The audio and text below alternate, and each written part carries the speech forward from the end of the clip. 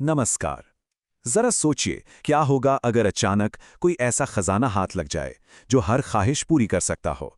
आज हम नंदनवन जंगल की एक ऐसी ही कहानी को समझने वाले हैं, एक जादुई स्कूल बैग की कहानी। पर यह सिर्फ एक बैग नहीं है, ये दया और लालच के बीच की एक जबरदस्त जंग की कहानी है। तो चलिए इस दिलचस्प कहानी में गोता लगाते हैं। नंदनवन जंगल की एक बहुत पुरानी कहावत है कि जो दूसरों की मदद करते हैं ना, कुदरत उनके लिए रास्ता खुद बना देती है। और यही एक लाइन इस पूरी कहानी का दिल है, उसकी आत्मा है। हम देखेंगे कि कैसे एक छोटी नेक दिल वाली चिड़िया के लिए ये बात बिल्कुल सच साबित होती है जब उसका सामना जंगल के सबसे बड़े लालच से होता है। तो कहानी की शुरुआत होती है एक रहस्यमयी घटना से।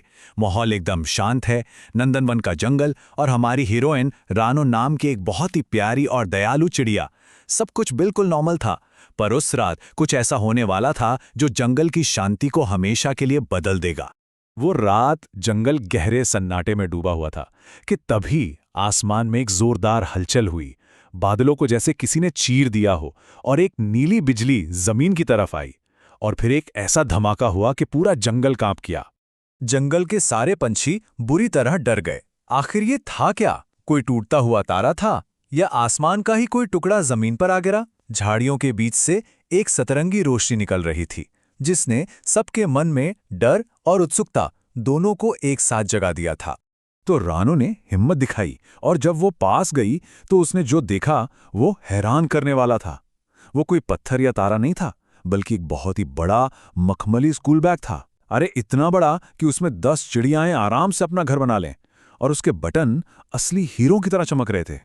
अब बाहर से तो ये बैग कमाल का था, पर असली सवाल तो ये था, इस जादुई बैग के अंदर आखिर है क्या?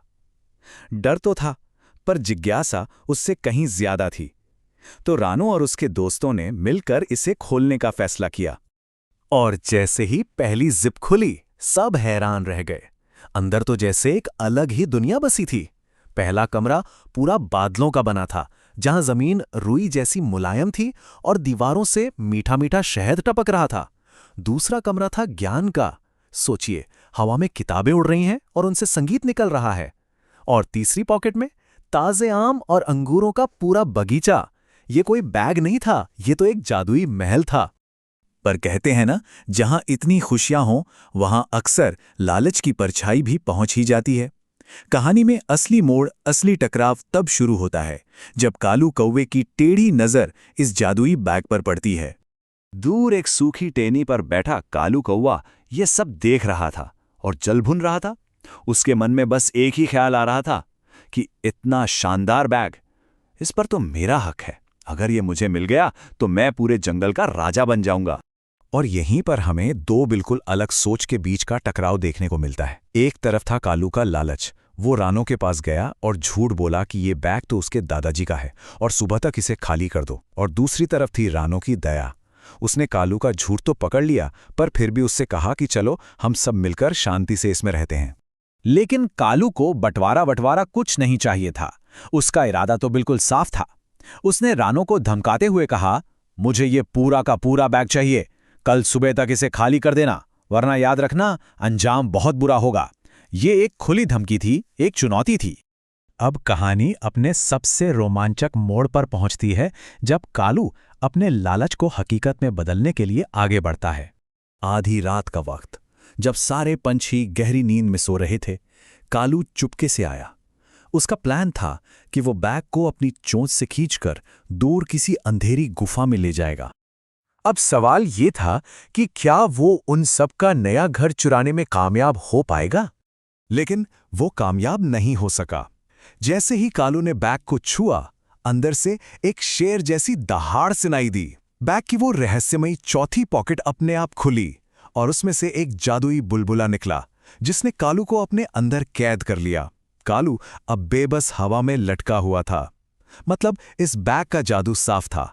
अच्छे लोगों के लिए ये घर था और बुरे इरादे वालों के लिए सजा। तो कालू तो फंस गया।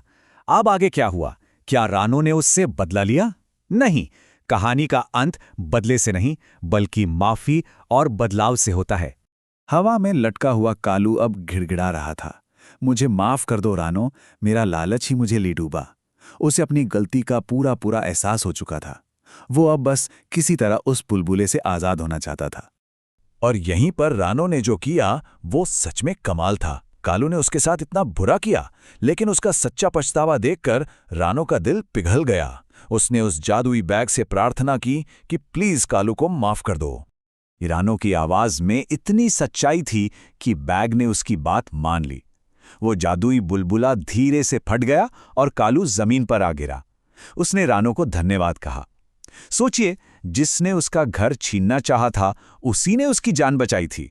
इस एक घटना ने सब कुछ बदल कर रख दिया।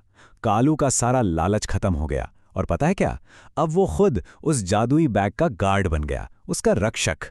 उस बैग का नाम रखा गया शांति घर, जो अब जंगल के हर बेघर पंछी का घर था, जहां सब मिलकर रहते, ज्ञान की बातें सीखते और मीठे फल खाते थे। आखिर में जंगल के सभी जानवरों ने एक बहुत बड़ा सबक सीखा। जैसा कि रानो ने कहा था, दोस्ती में कोई छोटा बड़ा या तेरा मेरा नहीं होता। असली खुशी छीनने में नहीं, बल्कि मिल बांट कर रहने में है। और ये कहानी हम सबको एक बहुत गहरे सवाल के साथ छोड़ जाती है कि किसी भी खजाने की असली कीमत क्या है? उस पर कब्जा कर लेना या उसे सबके साथ बांटना? इस कहानी का जवाब तो बिल्कुल साफ है। सोचने के लिए धन्यवाद।